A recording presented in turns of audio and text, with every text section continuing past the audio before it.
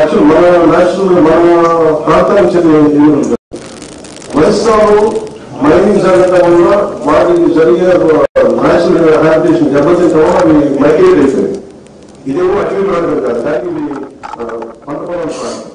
So ఇది create చేస్తామంటే వాటికి లేజ్ అయిపోయి దాంట్లో ఒక ఎలిమెంట్ లేదు, కూర్చోబెట్టి 9 నుంచి ఒక గుంపు ఇంకోటి 7 ఎలిమెంట్స్ అనుకుంటారు. సో ఇందులో నేను మాట్లాడుతుంది ఏంటంటే ఒకటి రీచింగ్ అవుట్ అదర్ స్టేట్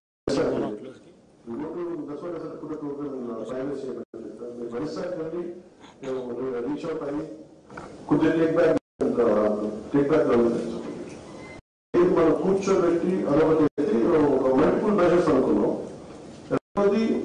కొత్త కొన్ని ఎలిఫెంట్స్ ని తీసుకొచ్చి మనం ఈ సెషన్స్ తిరిగి వరగలేము 3-4 ఎలిఫెంట్స్ ని. ఆ జీన్ డైవర్సిటీ కూడా పెరుగుతుందని చెప్పి దాన్ని కూడా నిర్ధారణకు వచ్చాం. సో ఇది చేయడం 6 months పడుతుంది. సో ఈ కన్సర్న్ రేంజ్ డిఎఫ్ఓ కూడా ఇది ఫ్యూచర్ మీకు అర్థం చేసుకోవాల్సి వస్తుంది. అలాగే ఈ హ్యూమన్ యానిమల్ కాన్ఫ్లిక్ట్ లో చాలా కొంత మీరు రెవెన్యూ అధికారులతో కానీ అలాగే మీకు ఏమాత్రం టెక్నాలజీ అవసరం కానీ లేదంటే మీకు ఇన్ఫ్రాస్ట్రక్చర్ ఏమాత్రం ఇబ్బందులు ఉన్నా మీకు ఎంత హ్యాండిల్ చేయగలమో ఎంత నిధులు ఇవన్నీ సెకండరీ ఇష్యూ. కానీ అసలు ముందు మీరు ప్రాబ్లమ్ ని ఐడెంటిఫై చేస్తే నేను I keep on doing regular regulars. So please మీరు ఏ మాత్రం ఇబ్బంది పడకుండా దయచేసి మీకున్న స్థాయిలో ఉన్న పరిస్థితుల్లో please reach out to us and we will make sure that we will address that. అలాగే మేజర్ ఏంటంటే నేను ఇప్పుడు ఇందాక మీకు చెప్పినట్టుగా 22% నోటిఫైడ్ ఫారెస్ట్లో కూడా స్పీషీస్ తగ్గిపోతూ ఉన్నాయి. ప్లాంట్ స్పీషీస్ మొక్కల వైవిధ్యత జాతులు కొత్త జాతులు లేవని అదొకటి అడ్రస్ చేయడంతో పాటు విభిన్నమైన ఈ మొక్కల జాతుల్ని సంరక్షించుకోవడం కూడా చాలా అవసరం. నేను రివ్యూ మీటింగ్స్లో మాట్లాడుతున్నప్పుడు నేను అడిగిన like what are the number of species we are developing as a forest nurseries అంటే I think not more than 10 to 20 species తప్ప ఎక్కువ లేదు. బట్ ఇంత వైవిధ్యం ఉంది అడవుల్లో, how come we are not able to get the saplings అని అడిగితే దాన్ని స్పెషల్ ఫోకస్ పెట్టలేదంటే. So I request you to develop plant nurseries which will be more about wildlife species. మరి దాదాపు 300, 400, 500 మొక్కలు జాతుల్ని మనం తీసుకొచ్చి వైల్డ్ నర్సరీస్ లో పెంచాల్సిన అవసరం ఉంటుంది. ఇది ఎందుకు ప్రత్యేకత అవసరం ఉంటుందంటే 50% 2047 గోల్ 50% గ్రీన్ కవర్ అవ్వాలంటే ఇప్పుడు ఉన్న 22% ఇది పెరగదు. మిగతాదంతా అదర్ దెన్ డినోటిఫైడ్ ఏరియాలోనే పెరగదు. ఇది నగరవనాలు కావచ్చు, లేదంటే మిగతా మన ఎక్కడైతే అర్బన్ ఏరియాలో కావచ్చు, లేదంటే it could be of revenue departments, it could be in schools, it could be multiple small patches. So వీటికి to create mini forest atmosphere we have to develop forest species in a big way. That is one thing which we have to do. దీనివల్ల గిరిజన గ్రామాల్లో కూడా మీరు నర్సరీలు ఏర్పాటు చేసి స్థానిక ప్రజల ద్వారా అడవి సేకరించి అరుదైన జాతుల్ని పెంచాల్సిన అవసరం ఉంటుంది. సో ప్రతి నర్సరీ నుండి 1000 నుండి ఒక 2000 మొక్కలు పెంచినా కానీ మన రాష్ట్ర వైవిధ్యం మరింత బలంగా సమృద్ధిగా పెరుగుతుంది. అలాగే వీటితో పాటు ఎకో టూరిజం కూడా మనకి ప్రత్యేక పరిస్థితుల్లో మనకి చూస్తే registration of forest rights act, దీని ద్వారా చాలా ఉద్యమాలు వచ్చినాయి, అన్నీ వచ్చినాయి. ఈ చట్టం ద్వారా రాష్ట్రంలో సుమారు 4 లక్షల ఎకరాల రిజర్వ్ ఫారెస్ట్, నోటిఫైడ్ ఫారెస్ట్ భూముల్ని ట్రైబల్స్కి ఇవ్వడం జరిగింది.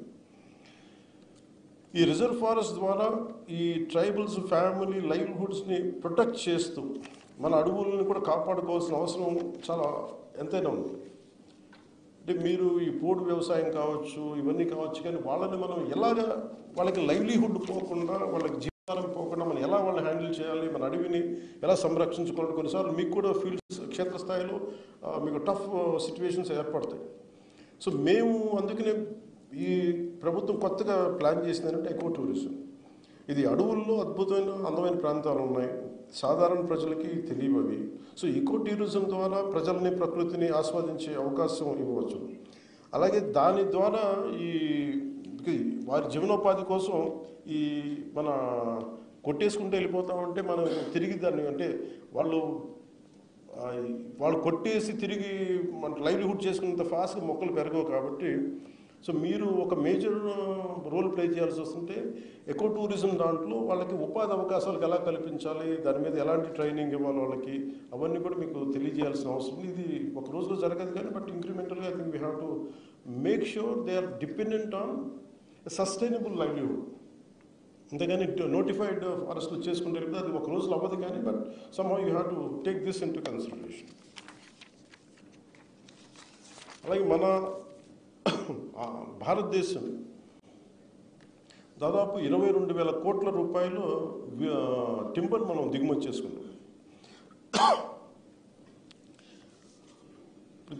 ఉదాహరణకి ఇప్పుడు మీకు ఈ ఇందాక పెద్దలు చెప్పినట్టుగా రాష్ట్ర అటవీ శాఖ అధికారులు నేను ఒక్కసారి మీ అందరికీ సభాముఖం కూడా కోరుతున్నాను.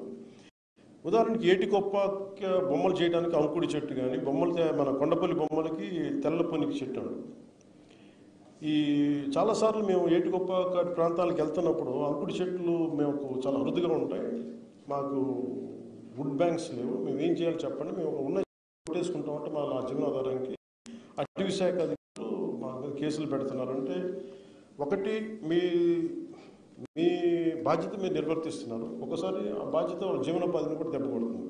యాజ్ ఒక పొలిటికల్ వ్యవస్థకి ఇది కొంచెం ఛాలెంజింగ్ సిచ్యువేషన్. అందుకని we came with the concept of would banks. ఈ వుడ్ బ్యాంక్స్కి దేనికి పెట్టాల్సి వస్తుంటే ఒకటి వాళ్ళకి ఛాలెంజ్, వాళ్ళకి కావాల్సినంత నిరంతర సరఫరా ఉండాలి వుడ్ ఒకటి, అదొకటి మీరు స్థానికంగా డినోటిఫైడ్ ఏరియాస్లో మీరు ఖచ్చితంగా దీన్ని ముందుకు తీసుకెళ్లాల్సిన అవసరం ఉంటుంది. రెండు, తెల్ల పొనికి చెట్టు, దీని ఛాలెంజ్ ఏంటంటే తెల్ల పొనికి కొండపల్లి బొమ్మలు చేసేటప్పుడు ఇది అంత తేలిగ్గా పెరగదు, సర్వైవల్ రేట్ చాలా చాలా తక్కువ దీనికి తెల్ల పొనికి. So that part you have to ఈ సర్వైవల్ రేటు పెంచేలా ఏం చేయాలనేది మీ have to do great research అన్నట్టు. అండ్ మీరు బట్ ఆ ఏటికి మన కొండపల్లికి ఆ ఛాలెంజ్ ఉంది which we have to overcome that part. So that also want to put it in your list today.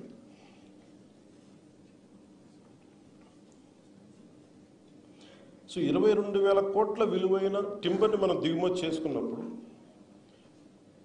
Forest అంటే మేజర్గా మేమందరం చాలాసార్లు గౌరవ ముఖ్యమంత్రి గారితో మాట్లాడుతున్నప్పుడు కానీ మేమందరం మాట్లాడుతుంది ఏంటంటే which I want bring it you notice today, forest has become a regulatory body.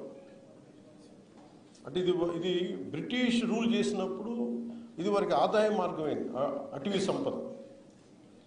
కానీ మనం వచ్చేటప్పటికి it has become mere protective agency or regulatory body తప్ప it is not contributing to the economy. So దాని మీద successive government చేసిన so మేము ప్రత్యేకించి పెట్టుకుంది, నేను ఈ ఛార్జ్ తీసుకున్న తర్వాత India is importing around 22,000 crores worth of 900 lakh cubic meters wood.